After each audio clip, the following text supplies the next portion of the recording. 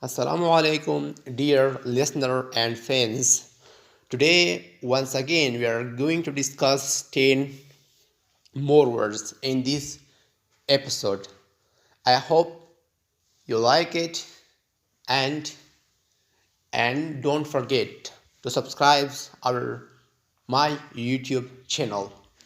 نو ګرانو زده کوونکو دا د انګلیسي خپرونه یو ځل بیا پیل شوه او زه له تاسو هیله کوم چې دا خپرونه ستاسې خوښه شي او په دې هیله چې تاسې به تېره خپرونه فالو کړې وي او تاسې به تېره خپرونې کې یا په تېر اپیسوډ کې هغه درس چې ما ویلی و تاسې به په ذهن کې یاد کړی وي. نو راځو یو ځل بیا نیکسټ ورډز دی چې 8 words دا هم زیات مهم دي. تاسې که زما په یوټیوب چینل کې مې ګډون نه وي کړی، تاسې زما په یوټیوب چینل کې ګډون وکئ او دغه لغات د ځان سره ولیکئ. نو راځو درس سټارټ اخلو.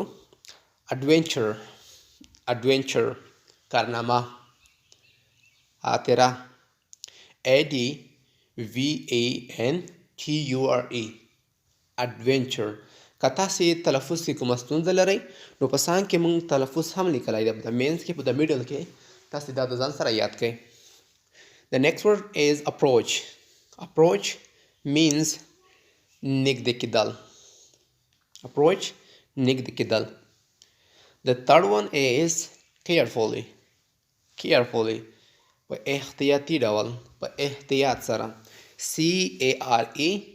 CAREFULLY carefully په احتیاطي ډول سره. The fourth one is chemical. Chemical کیمیا، یعنی chemical means کیمیاوي مواد، صحیح ده، چې ساینس پوهانې په لیبارټورونو کې جوړوي. chemical CHEMICEL chemical کیمیاوي مواد. The next one, the fifth one is the reply. Answer or clue, respond. ټول ورته استعمالولی شئ. reply REPLY reply ځواب ورکول. give an answer give response. clue ځواب ورکول.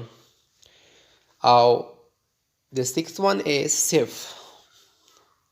محفوظ چې کومه خطر ورته نه وي. SAFE safe محفوظ. The seventh one is trek. Trek means chal. The last one is well. Mana sa یا ښه، پښتو کې ورته سا وایي، یعنی کوی.